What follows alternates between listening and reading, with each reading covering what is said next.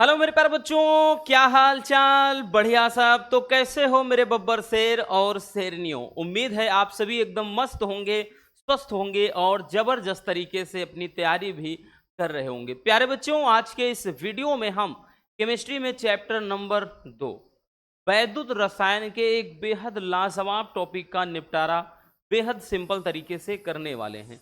आज का हमारा टॉपिक है निर्नष्ट समीकरण, या जिसको नष्ट समीकरण भी कहा जाता है। नष्ट समीकरण या निर्नष्ट समीकरण। और बड़ा ही प्यारा सा ये टॉपिक है बच्चों। इस पे न्यूमेरिकल भी 3 नंबर का बनता है। अगर न्यूमेरिकल नहीं आएगा तो भैया नियम आता है, पूछ लेता है कि निर्नष्ट समीकरण को उपयुक्त प्रतीकों के साथ समझाइए।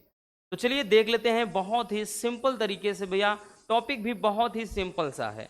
देखिए, जो निर्नष्ट समीकरण होता है, ये निर्नष्ट नामक वैज्ञानिक ने किसी भी इलेक्ट्रोड के इलेक्ट्रोड विभव तथा आयन की सांद्रता यानी धातु आयन की सांद्रता के बीच संबंध को बताने के लिए एक समीकरण दिया। भाई हमको पता है, हमने बच्चों इलेक्ट्रोड विभव और मानक इलेक्ट्रोड विभव में ये चीज पढ़ा है कि जो इलेक्ट्रोड विभव है वो ताप पर निर्भर करता है, आयन की धातु आयन की सांद्रता पर निर्भर करता है भैया, और साथ ही चालक की प्रकृति पर। हमने आपको बताया था कि इलेक्ट्रोड विभव को प्रभावित करने वाले कारक याद करो। आया याद? चलिए, तो यहां पर भैया कुछ चीजें हैं कि किसी इलेक्ट्रोड का जो इलेक्ट्रोड विभव होता है वो उसके आयन की सांद्रता तथा मतलब हम बात कर लें तो ताप पर निर्भर करता है। ठीक है, मतलब इलेक्ट्रोड विभव सांद्रता से भी भाई प्रभावित होगा, साथ ही साथ ताप से भी प्रभावित होगा। तो नेर्नस्ट नामक वैज्ञानिक ने इलेक्ट्रोड विभव तथा धातु आयन की सांद्रता के बीच संबंध को बताने के लिए कि इसके बीच क्या संबंध होता है, इस संबंध को बताने के लिए उन्होंने एक समीकरण बना दिया।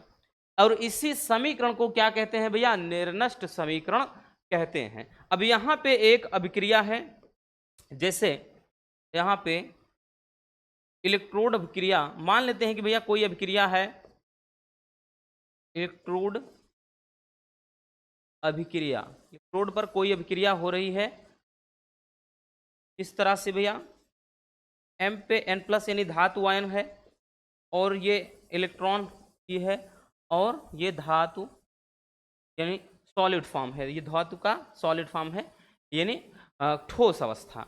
तो इस अभिक्रिया के लिए इन्होंने जो समीकरण बनाया वो समीकरण ही क्या होता है? निर्नष्ट समीकरण। ये एक इलेक्ट्रोड अभिक्रिया है, इसके लिए जो निर्नष्ट समीकरण होता है ना भैया, वो ये होता है ई बराबर होता है बच्चों ई नॉट माइनस का R T upon N F और लॉग बेस ई, और ऊपर हो जाता है भैया धातु जो सॉलिड अवस्था है, ठोस अवस्था, और नीचे हो जाता है एम एन यानी जो धातु आयन की सांद्रता।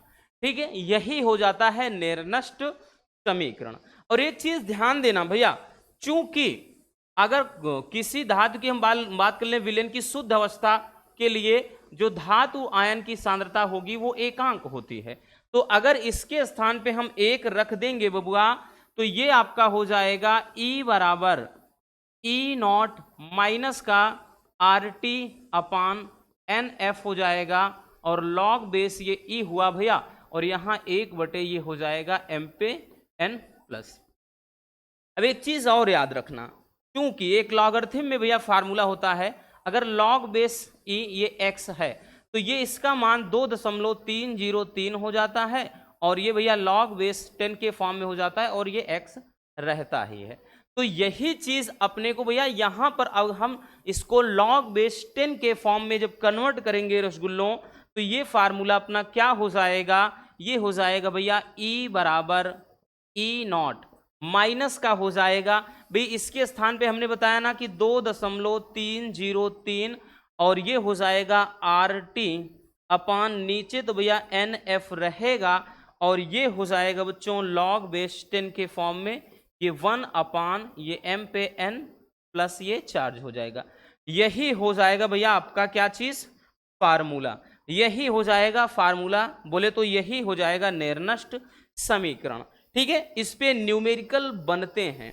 लेकिन बच्चों एक चीज गौर से समझिएगा मेरे प्यारे रसगुल्लों, यहां पर अब ऐसे में भैया डायरेक्टली यहां पर अगर हम वैल्यू रखेंगे, एफ का मान अलग रखेंगे, उसके बाद आर का मान रखेंगे, टी का मान रखेंगे, तो सवाल बहुत लंबा खींचेगा।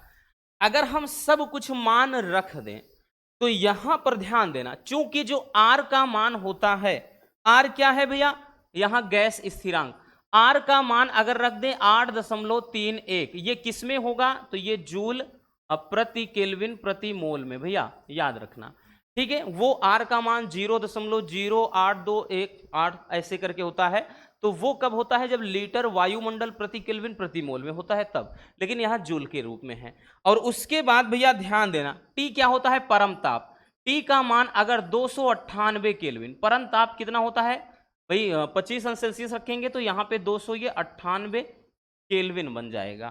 फिर साथ में ही भैया एफ क्या होता है, फैराडे नियतांक होता है, एफ का मान 96,500 होता है बच्चों, इतना कूलाम।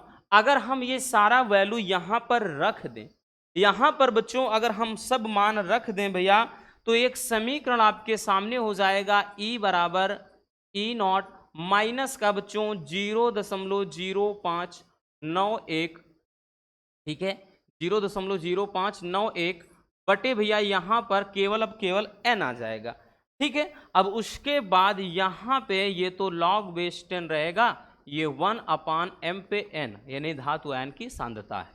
ये आपका क्या हो जाता है बच्चों, ये हो जाता है नेर्नस्ट समीकरण, यही आपका नेर्नस्ट समीकरण हो जाता है।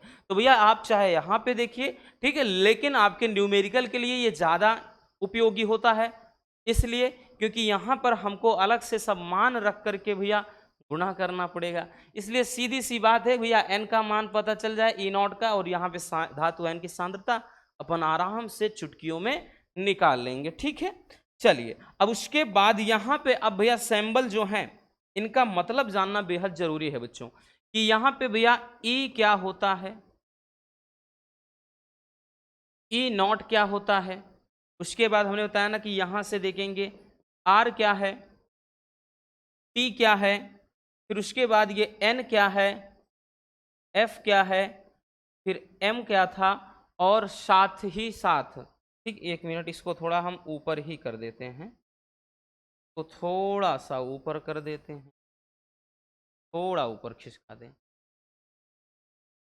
इसको रख दें, और उसके बाद एक और आ जाता है ये एम पे एन प्लस, ये सब का भैया मतलब क्या हो जाता है, तो समझना बबुआ, यहां पर जो ई होता है इसी को बोलते हैं इलेक्ट्रोड विभव, क्या कहते हैं, इलेक्ट्रोड विभव, और ई नॉट क्या है, तो इसको बोलते हैं मानक इलेक्ट्रोड विभव, क्या कहते हैं भैया, मानक इलेक्ट्रोड विभव। जब न्यूमेरिकल वगैरह लगाएंगे तो भैया ये सब मान आपको मिल जाएगा। आर क्या है, गैस स्थिरांक, क्या है भैया, गैस स्थिरांक।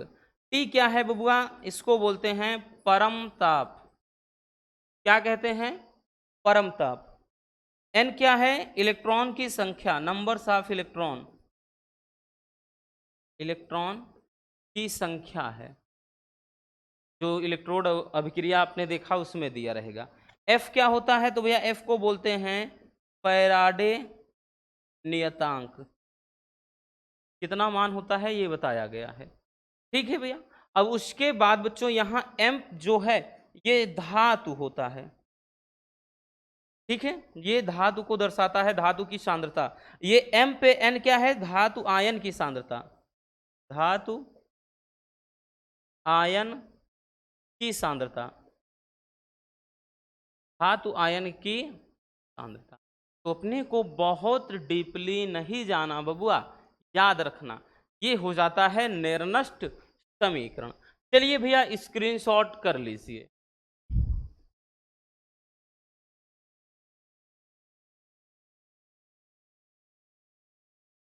हो गया इतना, उसके बाद भैया ये वाला पार्ट कर लीजिए, इतना। तो ये रहा नेर्नस्ट समीकरण, जो कि बड़ा ही सिंपल सा और छोटा सा टॉपिक है। उम्मीद है ये टॉपिक आप सबको अच्छे से समझ में आ गया होगा। अगर वीडियो पसंद आई हो तो प्यार से लाइक ज़रूर कर देना, नए हैं तो चैनल को सब्सक्राइब ज़रूर कर लीजिए, ताकि ऐसे मज़ेदार टॉपिक आप तक रेगुलर हम पहुंचाते रहें। और हाँ, सबसे ज़रूरी बात भैया, आप नोट्स बनाते चलिए बच्चों, क्योंकि यही बोर्ड एग्ज़ाम के टाइम में आपके लिए बहुत हेल्प करने वाले हैं। मिलते हैं किसी और शानदार टॉपिक के साथ। Love you, bye bye, take care. और हाँ, एक प्यारा सा कमेंट बॉक्स में छोड़ दीजिए।